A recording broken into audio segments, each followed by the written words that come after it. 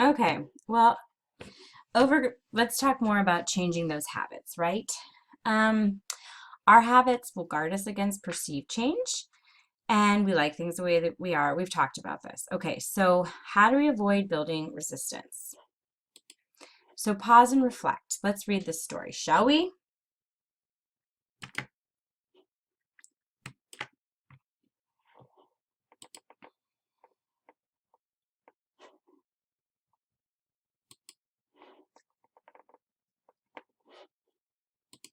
All right, the sad story of Johnny Common Sense, okay?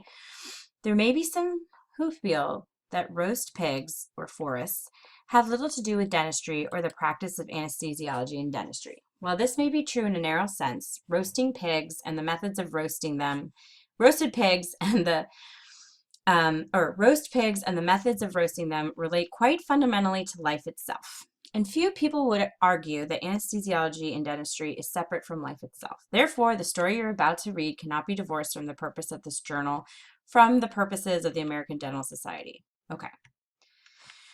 Fable of the Roasted Pigs. All right. One of the possible renderings of an old story on the origin of roast meat is this. Once upon a time, a forest where some pigs lived caught on fire, and all the pigs were roasted. Men who at the time were in the habit of eating raw meat only tasted the roasted pigs and found them delicious. From that time on, whenever men wanted roasted pork, they set a forest on fire, until of course they found a new method. And the story I want to tell you is the story of what happened when an attempt was made to modify the system and establish a new one. For a long time, things had not been as they should be. Often the pigs were burned almost to a crisp. Sometimes they were partially raw, and at other times they were so completely damaged that it was hardly possible to make any use of them at all. It was a large-scale operation to roast a pig, and everybody was worried because if the system failed very greatly, the damages were equally great. Thousands of people lived on that roast meat, and the thousands more were engaged in the task of producing it. Therefore, it was quite clear that the system simply must not fail. Yet, strangely enough, the more the system was tried in a larger and larger scale, the more it proved to be a larger and larger failure. Due to the many bad points of the system, the complaints grew at an increasing rate as the system was expanded to involve more and more people. It was the general desire that the system should be drastically changed. Thus, every year there was any number of conventions, congresses, and conferences, and a considerable amount of time and effort was spent in search of a solution. But apparently, no way of improving the system was ever found. For the next year and the year after and the year after that, there was once more conventions and congresses and conferences, and this went on all the time. Those who were experts on the subject put down the failure of the system to a lack of discipline on the part of the pigs, who would not stay where they should in the forest, or to the inconstant nature of fire, which was hard to control, or to the trees, which were too green to burn well, or the dampness of the earth, or to the official method of setting the woods on fire, or to the roast pork weather service, which did not accurately predict the time, place, and amount of rain, or. As you see, it was very difficult to account for the failure because, to tell you the truth, the system of roasting pigs was by far too complex. A great structure had been set up. A great machinery with innumerable variables had become institutionalized.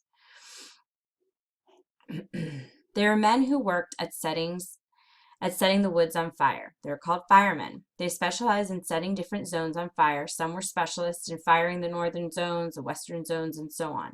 Some were specialists in setting fires by night and others by day. And there were also summer and winter specialists, and they had jurisdictional disputes. There are also wind specialists, the anemo technicians. There was director general of roasting and roasted meats, director of fire techniques, a director of burnable forestation, a national committee of professional training in pig rearing, an institute for higher study of cultural and nourishing technician, and the awesome mess. And eventually the mess was so big that there was one reform inspector for every 7,000 pigs, which is Ministry for Elaboration and Systemizing of Searching. It was this mess that prompted the many convictions, congresses, and conferences, but the only result of these was to make the bureaucratic mess even greater. The development and formation of new forests and jungles had been planned, and this plan was in full swing. It was being carried out in accord with the latest technical information, i.e. in chosen regions where the winds don't blow more than 3 hours, hand running. There will be much less dampness. There are thousands of men preparing the woods, which are soon to be burned. There are specialists in Europe, the United States, arranging the importation of the best timber, trees, saplings, and seeds, studying the methodology of making more fires burn more intensely, and picking up operational know-how, i.e., how to make holes so the pig would fall into them. There are huge plants to keep the pigs in before the fire broke out in the forest, and methods were being tested on how to let the pigs out at just the right moment. There are technicians in pig feeding, experts in building pig pens, professors in charge of training experts in pig pen construction universities, blah, blah, blah. The problem were many, and so were the preferred solutions. Some conferences suggesting setting fire triangularly, permitting the south wind to blow in the square root of blah, blah, blah. I mean, let's just say there was a ton of experts giving you a ton of ideas. One day, a fireman in the category SWMDRS, named John Common Sense, said that the problem was really very simple and easily solved. He said that in order to solve the problem, with only 4 steps need to be followed. 1, choose the pig that had to be killed. 2, clean the pig. 3, place in the proper utensil. 4, place over the fire so that it would be cooked by the effect of the heat and not by the effect of the flames. People kill pigs? People kill? The fire is the one to kill. Us kill? Never! The Director General of Roasting himself came to hear of this common sense proposal and sent for him. He asked what common sense had to say about the problem, and after hearing the 4-point idea, he said, "What you say is absolutely right, in theory, but it won't work in practice. It's impossible. What would we do with our anemo technicians, for instance?" "I don't know," answered John. "Where do we put our specialized firemen?" "I don't know." "Or the specialists in seeds, in timber, and the builders of 7-story pig pens, now equipped with new cleaning machines?" "I don't know." "What do we do with this guy and the conference of this?" "I don't know."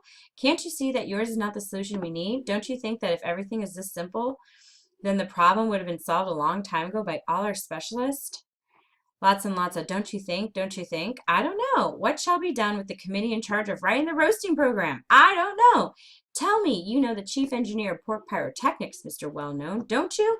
Isn't he extraordinary?" "Yes, he looks like it." "Well, then, do you see that the plain fact of having such a valuable and extraordinary engineer in pyrotechnics shows that the present system is good?" "I don't know."